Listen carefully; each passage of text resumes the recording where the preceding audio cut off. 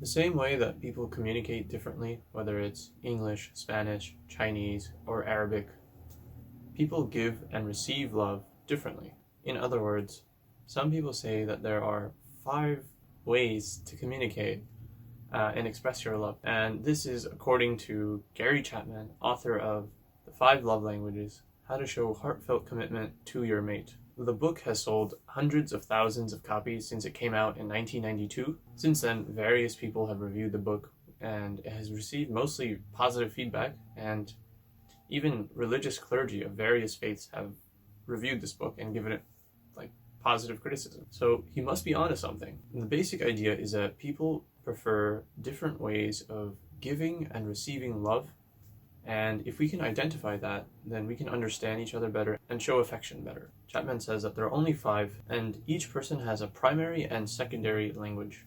And just because they have a primary and secondary language doesn't mean that they won't appreciate affection when you show it a different way. More on that later. Also, see the description box below to take a free test to determine what your love language is, and for a link to purchase his book. So what are the love languages and how do we show them? Number 1, in no specific order, is words of affirmation. So for some people, words mean a lot. These people love compliments and things like pet names. They appreciate hearing their loved ones say, "I love you," and being told that they're appreciated. While they appreciate verbal compliments, then on the other hand, they might also feel really hurt by insults and name calling. So what are some ways to show affection to someone of this language? People who value words of affirmation, in other words, people with this love language, might really appreciate notes, praise, good morning and good night texts, and compliments. And of course, many people can tell when you throw out cheap compliments. So make sure your words are sincere and genuine, and try to tailor them to your loved one. Number 2, acts of service. This one sounds kind of weird, but hear it out. These people like to be shown rather than told that they're loved. For example, when their partner does the dishes for them, or picks up the kids, or puts gas in the car. This is seen as proof that their partner loves them, that their partner wants to make life easier for them. Chapman says that people who prefer acts of service like it the most when someone says, "Here, let me do this for you." On the contrary, if you bail out on your commitments and are generally unhelpful with tasks, they'll most likely hate it. So how do you show this? It can help to do a favor or a task, even if you haven't been asked to, like preparing a meal or doing an annoying chore like cleaning the bathroom. It doesn't have to be complicated. Number 3 is quality time.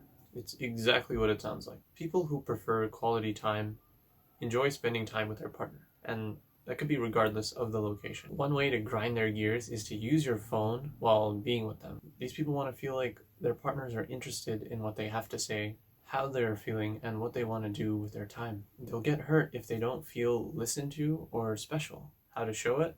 It's about attention and time. People with this love language will most likely appreciate a well planned out date or outing. It may not have to be outside, and a lot of these people might even prefer just talking, making eye contact, and sharing an experience. Maybe they'll really appreciate a deep conversation. So an uninterrupted get-together without phones or distractions would be great. And when you ask them, "How are you?" give them the time and the space to answer honestly and to just let it all out.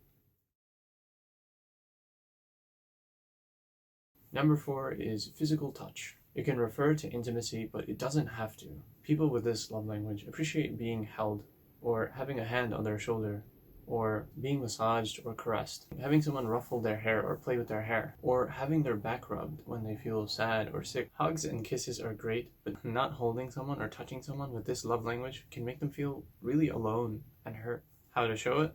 Pretty straightforward. Massages, back rubs, a goodbye kiss, or even playing footsies. Apparently some couples like to wrestle together, but make sure with your partner before you try anything like that. Last but not least, receiving gifts. Now, this might sound really superficial and materialistic, but it really isn't, because it's usually about the thought that went into the gift rather than the dollar value. Usually. Think of it this way. Let's say my wife, I don't have a wife. For example's sake, let's say she and I, whenever we pass by Target or some other store, and on display through the glass, she sees a dress, and she mentions that, that's a really nice dress. Later, if I get her that dress without her asking me to, then she'll most likely be very happy about that. And even more so if this is her primary love language. Because the gifts actually show that we're paying attention. These folks take birthdays and anniversaries very, very seriously. So don't be surprised when your loved one is upset that you forgot her anniversary. Ways to show affection to someone with this love language? It can be something as simple as flowers or food, but it can be really appreciated if a memento or a souvenir that you get them will remind them of a special moment or a place that you two went to. When your partner drops hints about the things that they like, then take note of that and add that to your to buy list. So the point is, notice how you and your significant other show and receive love. Try to show affection in ways that they'll appreciate.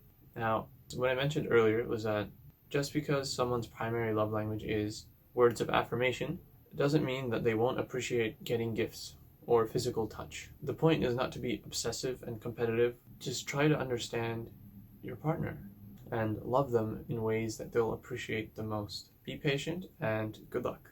I'll see you guys in the next one.